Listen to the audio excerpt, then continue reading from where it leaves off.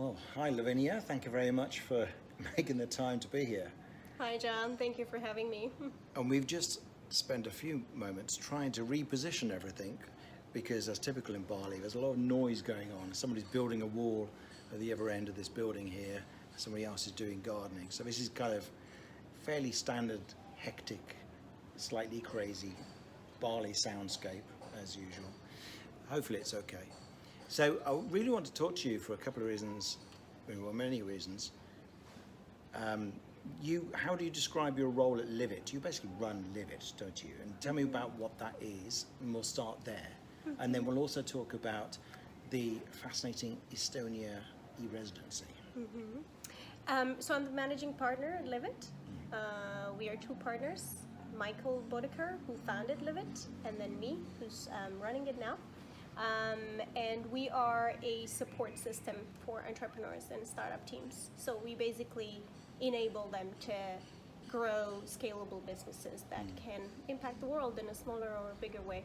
Cool. So we do that through a few different types of services, I guess.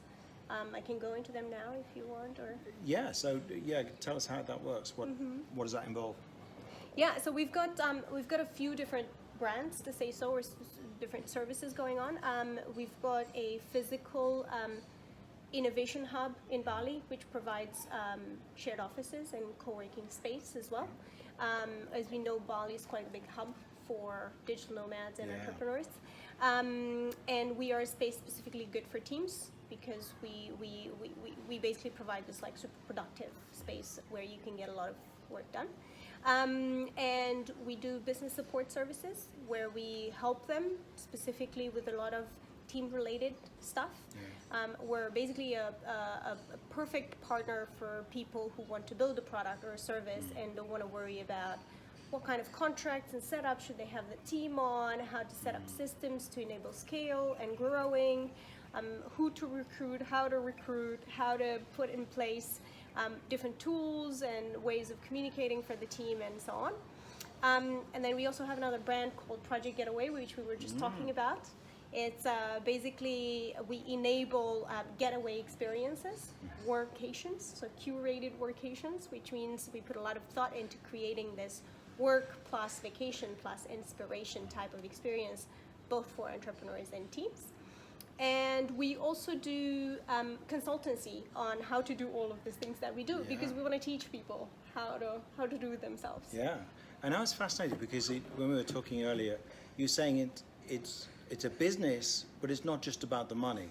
It's in actual fact, money possibly is not even the number one cause. What are you trying to do at Liveit if it's not about, everybody getting rich? Right.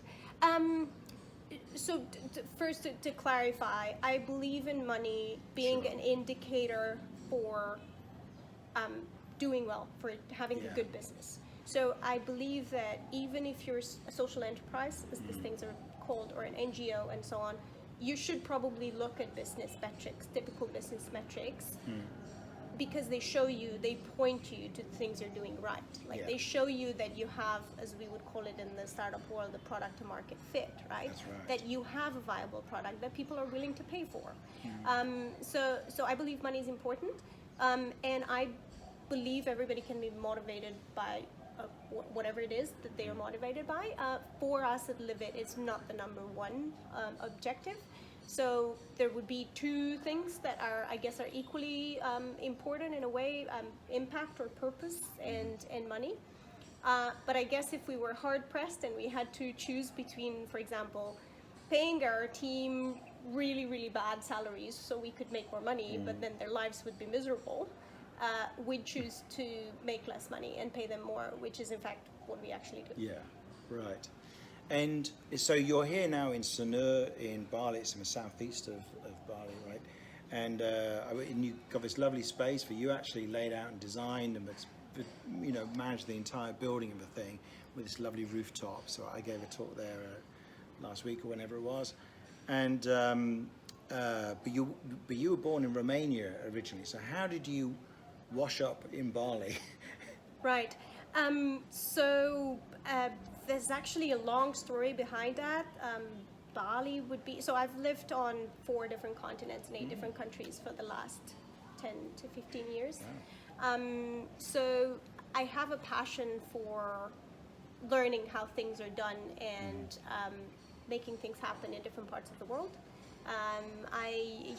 There's a specific type of challenge with that, and I think it's a bit addictive, right? But yeah, so how did I end up in Bali? It's actually a funny story. I was in Azerbaijan, which is a country not a lot of people know about, unless you're a Eurovision fan. I had expanded there a company that was doing events and consultancy, and it was time for me to go. It had been about 4 years, and I was really interested in living in Southeast Asia. And at the time, Michael, who's my current business partner, was looking for somebody to help him with Project Getaway. So, right. And I think you said originally you were going to stay for a year. Yeah, that was the thought.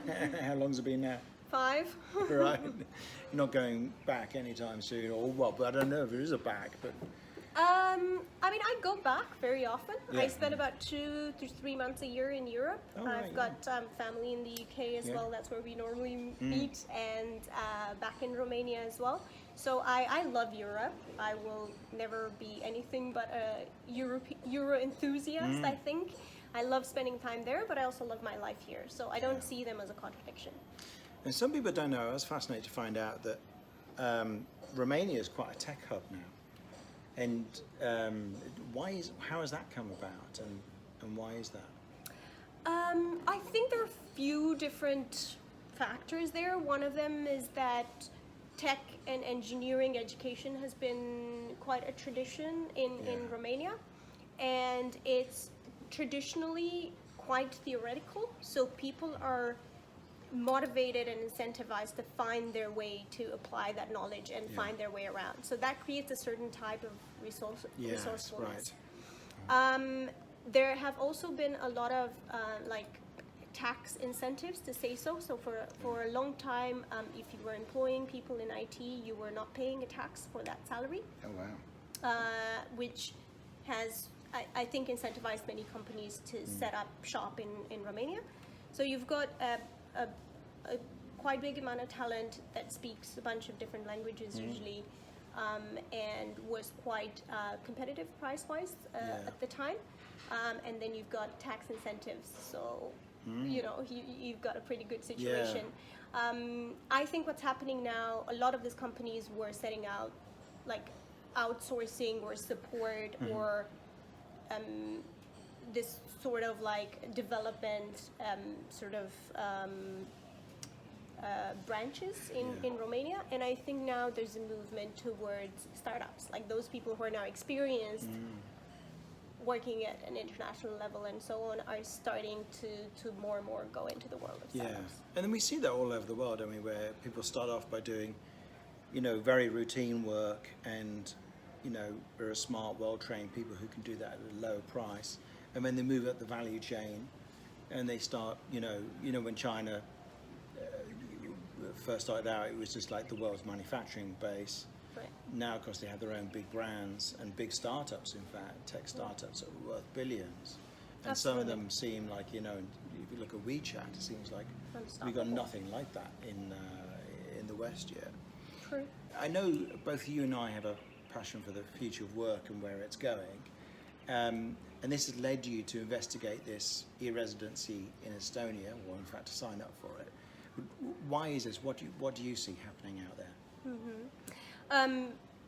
So it's very exciting. Actually, what I see is that the current world of work and business, and the way we run teams, the way we set up businesses, the way we work ourselves, is very much based on an industrial era system, right? Which was 8 hours of work per day, 5 people reporting to one manager who reports to another manager, and so on and so forth. All of that is based on work in a factory, technically, right? And work in the next 5 years, or even now, or in the next 10 years, and even more so in the further future, is not going to look anything like it, right? So what's happening right now is we see a shift from work as a place, as a physical place, to work as a experience or activity, right? So that means we see the rise of co-working spaces, of digital nomads, people who can work from anywhere, just have a laptop and an internet connection. You're one of them now, right? We see this idea of location independence and remote work, which means you can work from anywhere. What does that mean for entrepreneurs, right? Because it's simple. When you're employed by somebody and you're able to do your job from somewhere, anywhere in the world, that's easy. But what does it mean when you have to run a company? And what that means is that you're still stuck filling in paperwork, queuing at the bank, at the tax office, in some cases, in some countries, needing to apply for licenses, seeing different, I don't know, representatives of different government offices and so on and so forth. And what I've discovered, without having any affiliation with Estonia myself or with the system, is that they are the only country in the world that is trying to wrap their minds around that, around all of these things, and instead of stopping them or fighting them, as other countries are doing, is trying to sort of experiment with it and facilitate it and offer opportunities for people who are transitioning to the future already. So what that means is they're the first country in the world offering an e-Residency program, which basically allows entrepreneurs to run an EU-based company entirely online. So you basically are able to register a company in less than a day and then never need to show up for anything. Right. So never actually visit Estonia if you don't want to. Which I think is pretty amazing.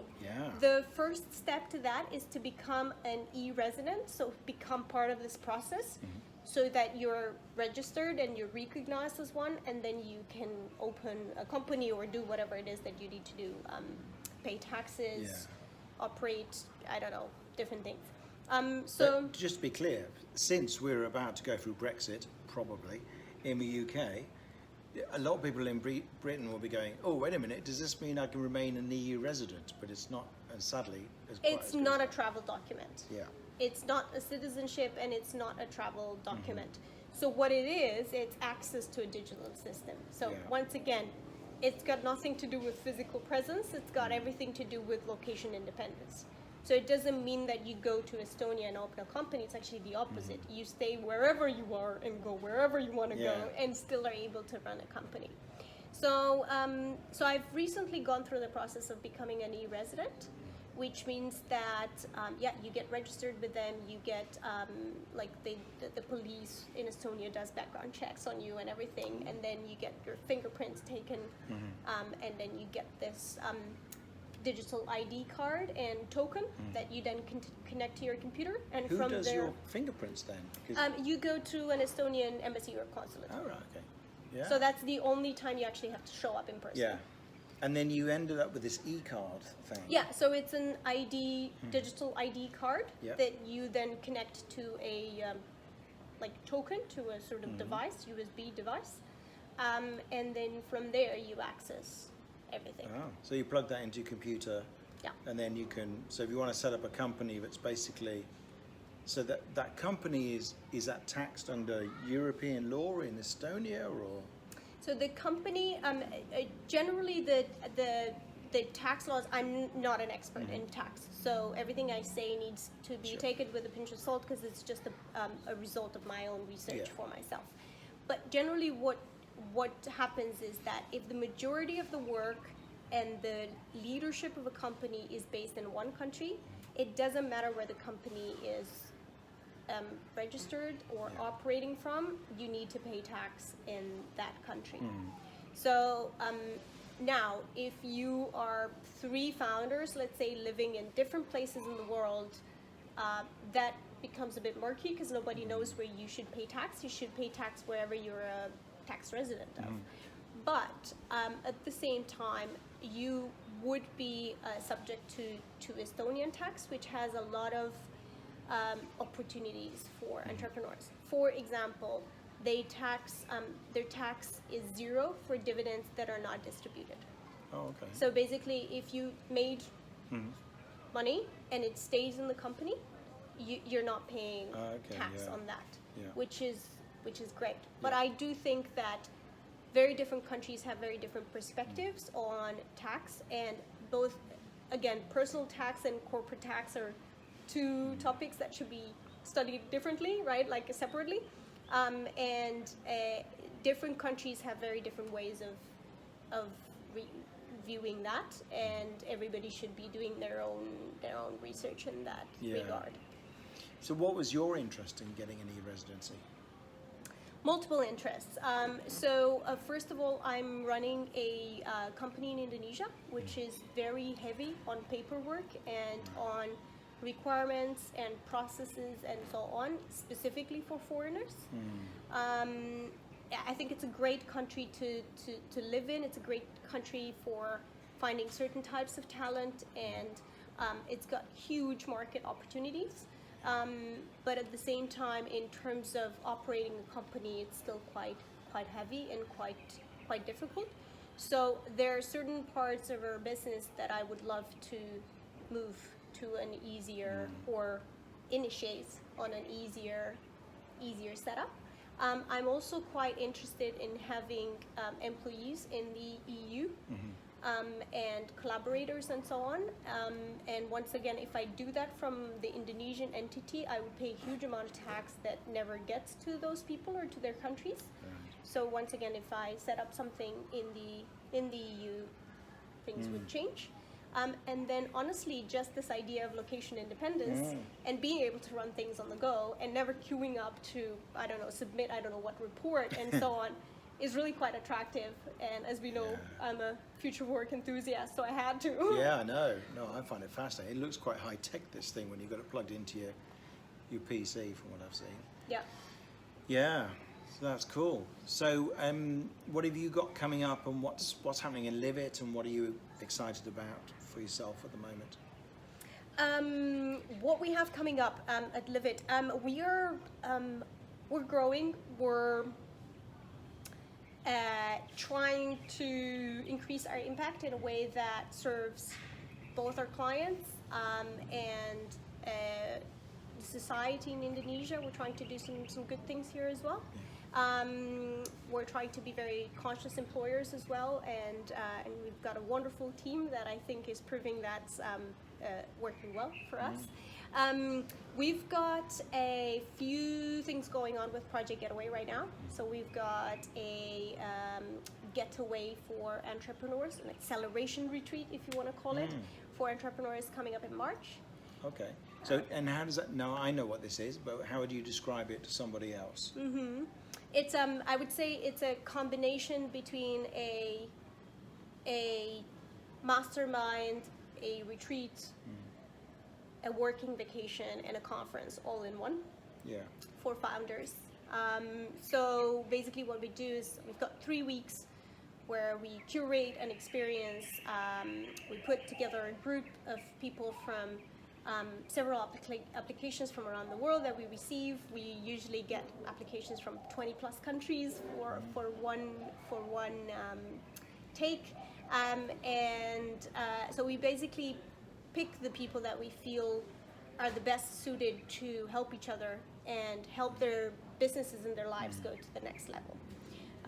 We believe that no matter how great the speakers and the workshops that we might put together are, the secret sauce is in this interaction. Like we see people finding their business partners and going big with those businesses. We see people getting new ideas. At Project Getaway, we see people expanding to new markets. After that, we see their lives being changed in a smaller or a bigger way. And you've had some people create huge businesses as a result of, 3 weeks? It used to be a month, and then we've experimented with 2 weeks as well, and then we decided 3 weeks is the best, so we do 3 weeks now. And everybody stays in a really nice place. They get access to Liveit, presumably for co-working. You take them out on all sorts of trips. I remember the night I got there, because I stayed a few days when I was speaking a few years ago. you said, oh, we're going up the volcano tonight, and we start at midnight, and we walk up there, and then you come down at dawn or something, and then what's his name? Was it James, who's the streaming video guy? Yeah. He said, yeah, we're gonna mountain bike down, and I went, oh yeah, of course. And then go to the hot springs to chill off. That's right. And he says, do you want to come? And I go, do I want to walk up a mountain at midnight, and then mountain bike down with no sleep? I think I'm not going to do that, actually. I'd only just arrived in Bali, and I like the idea of mountain biking, I love the idea of walking up the mountain. I thought doing that when I've still got jet lag and going without a night's sleep, it's too wild. And we also took us to Nusa Lembongan, which is a beautiful island off Bali. So if you ever need a holiday from your holiday, sort of, then Nusa Lembongan is quite close, and it really does look like a desert island. It does, it's beautiful. Sometimes, you know, on islands you get the island fever, so you hop on a different island. Is that right? Yeah, and Bali's exciting enough probably to keep most people entertained, but it's good sometimes. Okay, well, thanks Lavinia. We actually managed to record without too much banging and drilling, interrupting us towards the end there. So hopefully that will be listenable for people. Thanks very much. Thank you. Cheers.